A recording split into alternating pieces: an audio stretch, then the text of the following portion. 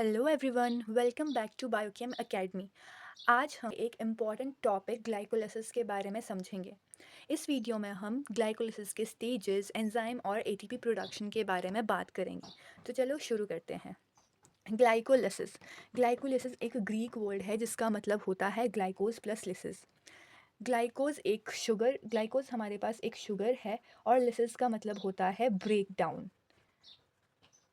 तो ग्लाइकोलिसिस में हम शुगर को ब्रेक डाउन करते हैं। शुगर भी क्या, ग्लूकोज को ब्रेक डाउन करके पाइरुवेट बनाते हैं। ये हमारे पास सेल के अंदर हो रही होती हैं। सेल के अंदर साइटोप्लाज्म में ग्लूकोज को ब्रेक डाउन करके पाइरुवेट बनाया जाता है और बाद में ये पाइरुवेट माइटोकॉन्ड्रिया में जाता है। पहले इसकी लोकेशन देखते हैं कि इसकी लोकेशन कहाँ होती है। साइटोप्लाज्म में इसकी लोकेशन होती है। टाइप ऑफ रेस्पिरेशन, ये एरोबिक रेस्पिरेशन भी है और एनारोबिक रेस्पिरेशन भी है। Aerobic and anaerobic. कौन कौन से टाइप्स के सेल में ये पाया जाता है? तो ग्लाइकोलिसिस सभी तरह के सेल्स में पाया जाता है। All types of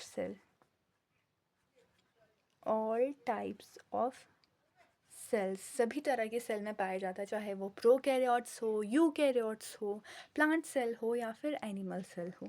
number of step, ये 10 स्टेप की प्रोसेस है और इसमें 10 एंजाइम भी यूज़ होते हैं।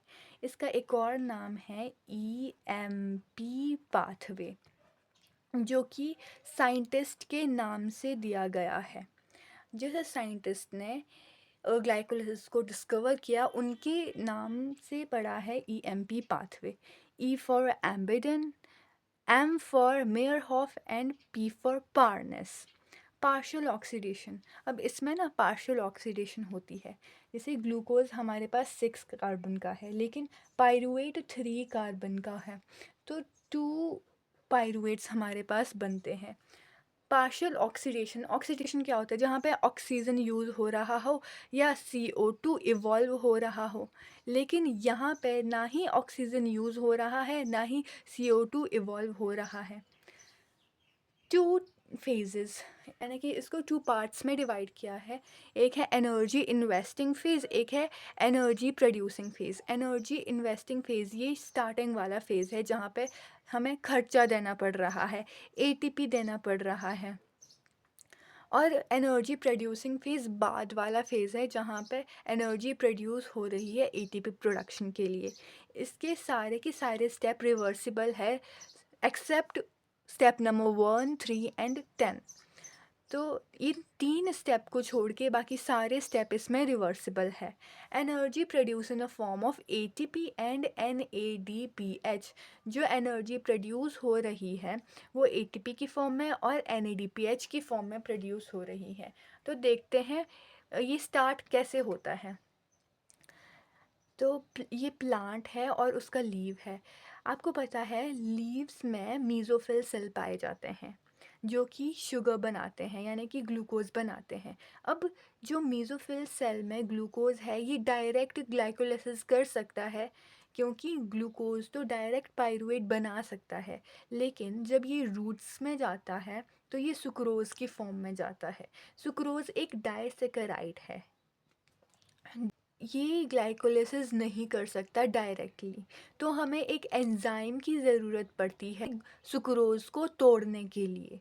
तो वो एंजाइम का नाम है इन्वर्टेज। इन्वर्टेज एंजाइम सुक्रोज़ को 2 पार्ट्स में डिवाइड करता है, एक है ग्लूकोज, एक है फ्रक्टोज।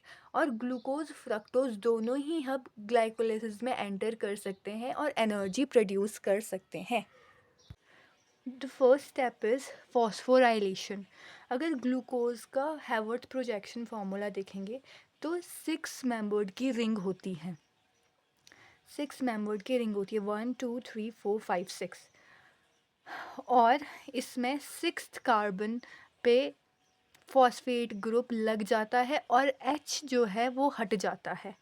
जब भी फॉस्फोराइलेशन आए, यानी कि हम फर्स्ट स्टेप में ATP को यूज़ कर रहे हैं, ATP को यूज़ करके हम फॉस्फेट को ऐड कर रहे हैं तो एटीपी यूज़ हुआ, एडीपी बचा, यानी कि एडिनोसिन ट्राइफॉस्फेट से डाइफॉस्फेट बचा और फॉस्फेट सिक्स्थ कार्बन के साथ अटैच हो गया, तो इसका नाम पड़ा ग्लूकोज 6 फॉस्फेट। इसके लिए जो हमारे पास एंजाइम यूज़ होता है वो है हेक्सोकाइनेज। जब भी एटीपी की बात आएगी तो जब एंजाइम यूज़ होगा ना, उसमें काइनेज वर्ड तो लगेगा ही लगेगा, ये बात याद रखना। दूसरा स्टेप होता है आइसोमेराइजेशन। अब आइसोमेराइजेशन होता क्या है, इसमें मॉलिक्यूलर फार्मूला तो सेम रहता है लेकिन स्ट्रक्चरल फार्मूला डिफरेंट रहता है। अब ग्लूकोज 6 फॉस्फेट से फ्रक्टोज 6 फॉस्फेट बनेगा। ग्लूकोज 6 मेंबर्ड की रिंग होती है और ग्लूकोज 6 फॉस्फेट पायरान बोलते हैं, इस रिंग को बोलते हैं पायरान। अब यहाँ से फ्रक्टोज 6 फॉस्फेट बनेगा, अब 5 मेंबर्ड की रिंग बनेगी और इसको फ्यूरान कहते हैं। तो ग्लूकोज से फ्रक्टोज 6 फॉस्फेट, और इसके लिए जो एंजाइम यूज़ होगा वो है फॉस्फोग्लूको आइसोमरेज। क्योंकि आइसोमराइजेशन हो रही है तो एंजाइम का नाम आइसोमरेज पड़ा। फॉस्फोग्लूको इस करके क्योंकि फॉस्फेट जो है ग्लूकोज में ऐड हो चुका है, तो फॉस्फोग्लूको आइसोमरेज यूज़ हुआ है। स्टेप थ्री में फ्रक्टोज 6 फॉस्फेट की फिर से फॉस्फोराइलेशन करते हैं। फॉस्फोराइलेशन करना है, एटीपी को यूज़ करते हैं, एटीपी को यूज़ किया तो एडीपी बना। अब फर्स्ट कार्बन के साथ फॉस्फेट जुड़ गया तो इसका नाम फ्रक्टोज 1,6 बिस फॉस्फेट पड़ा। यहाँ पे जो एंजाइम यूज़ हो रहा है वो है फॉस्फोफ्रक्टोकाइनेज। फॉस्फोफ्रक्टोकाइनेज। अब जो फ्रक्टोज 1,6 बिस फॉस्फेट है ना, ये 6 कार्बन का है। फोर्थ स्टेप में क्या होता है, फ्रक्टोज 1,6 बिस फॉस्फेट जो कि 6 कार्बन का है वो स्प्लिट हो जाता है, और 3 कार्बन की 2 शुगर बनती है। फर्स्ट शुगर जहाँ पे एल्डिहाइड ग्रुप लगा हुआ है, दूसरी शुगर जहाँ पे कीटोन ग्रुप लगा हुआ होता है। एल्डिहाइड ग्रुप 3 मेंबर का लगा है तो इसका नाम होता है फॉस्फोग्लिसरैल्डिहाइड, और जो कीटोन ग्रुप लगा है इसका नाम बनता है डाईहाइड्रोक्सी एसीटोन फॉस्फेट। स्प्लिटिंग के लिए जो एंजाइम चाहिए वो एल्डोलेज एंजाइम यहाँ पे यूज़ हो। फर्स्ट 3 स्टेप हमारे पास एनर्जी इन्वेस्टिंग स्टेप थे, यानी कि यहाँ पे एनर्जी देनी पड़ रही थी, एटीपी को देना पड़ रहा था। और पहला स्टेप रिवर्सिबल नहीं है, दूसरा स्टेप रिवर्सिबल है क्योंकि आइसोमेराइजेशन हो रही है, तीसरा स्टेप इरिवर्सिबल है। फोर्थ स्टेप में हमने 3 कार्बन की 2 शुगर बनाई है, एक है फॉस्फोग्लिसरैल्डिहाइड जिसको हम शॉर्ट फॉर्म में PGAL बोल रहे हैं, और दूसरा है डाईहाइड्रोक्सी एसीटोन फॉस्फेट जिसको हम DHAP बोल रहे हैं। ये 3 कार्बन की हैं दोनों। स्टेप नंबर 5 में जो डाईहाइड्रोक्सी एसीटोन फॉस्फेट था उसकी आइसोमेराइजेशन होती है और फॉस्फोग्लिसरैल्डिहाइड बन जाता है। आइसोमेराइजेशन होती है तो एंजाइम यूज़ होता है आइसोमरेज। डाईहैप भी 3 कार्बन का होता है, फॉस्फोग्लिसरैल्डिहाइड भी 3 कार्बन का होता है। तो जो एंजाइम यूज़ होगा वो होगा ट्रायोज क्योंकि 3 कार्बन की शुगर है, फॉस्फेट क्योंकि फॉस्फेट दोनों के साथ जुड़ा हुआ है, आइसोमेरेज। ट्रायोज फॉस्फेट आइसोमेरेज इसमें एंजाइम यूज़ होगा। अब फिफ्थ स्टेप में आइसोमेराइजेशन हुई और 6 स्टेप से सब कुछ डबल चलेगा। देखो 6 स्टेप में क्या होगा, जो फॉस्फोग्लिसरैल्डिहाइड है उसकी ऑक्सीडेशन होगी। ऑक्सीडेशन कैसे होगी, इनऑर्गेनिक फॉस्फेट आएगा, NAD पॉजिटिव से NADH बनेगा, क्योंकि H निकल रहा है तो डीहाइड्रोजिनेज एंजाइम यूज़ होगा।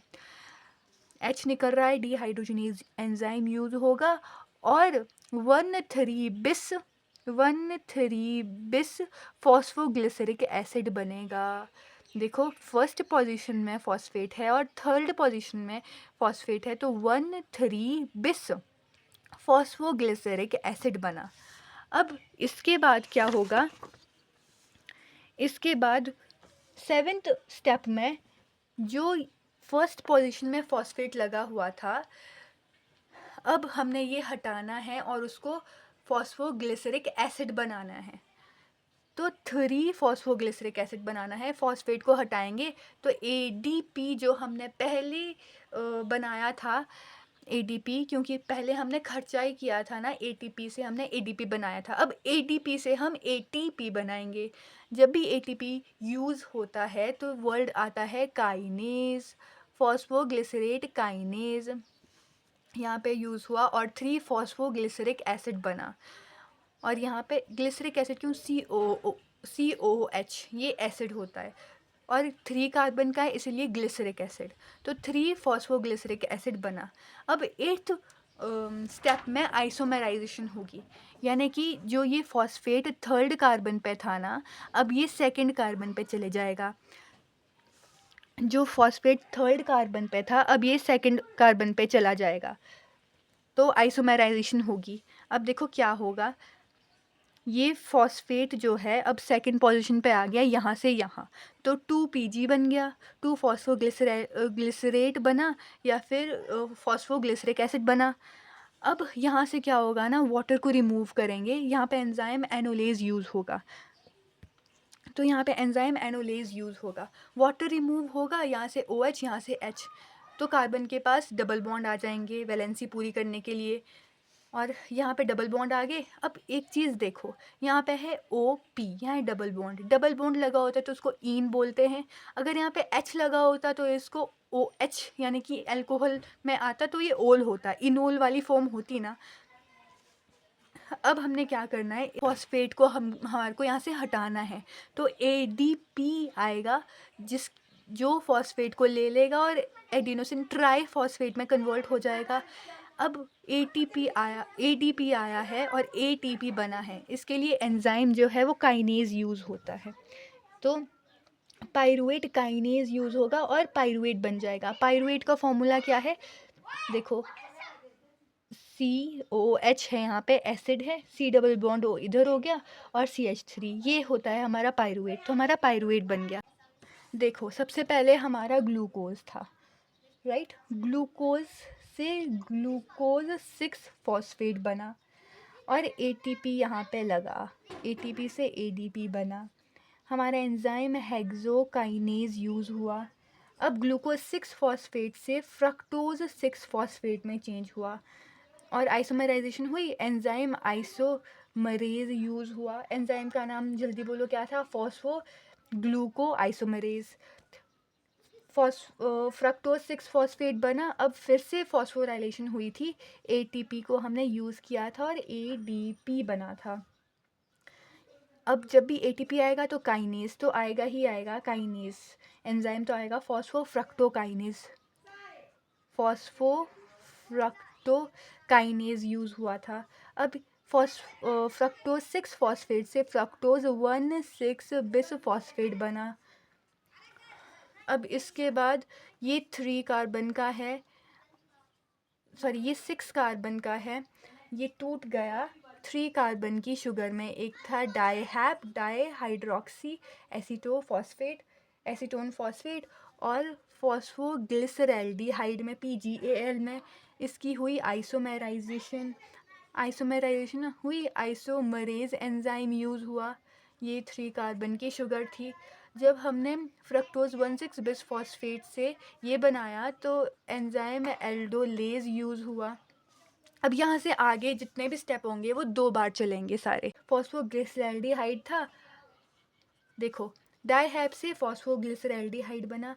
अब यहाँ पे इनऑर्गेनिक फॉस्फेट आया और NAD पॉजिटिव को NADH में कन्वर्ट कर लिया, जिसको डिहाइड्रोजिनेशन बोलते हैं, और हुआ क्या, 1,3 बिस फॉस्फोग्लिसरिक एसिड बना जो कि 3 कार्बन का है। अब 1,3 था, हमारे को 3 फॉस्फोग्लिसरिक एसिड बनाना है, 3 फॉस्फोग्लिस यहाँ पे ADP से ATP में चेंज हुआ और फॉस्फोग्लिसरेट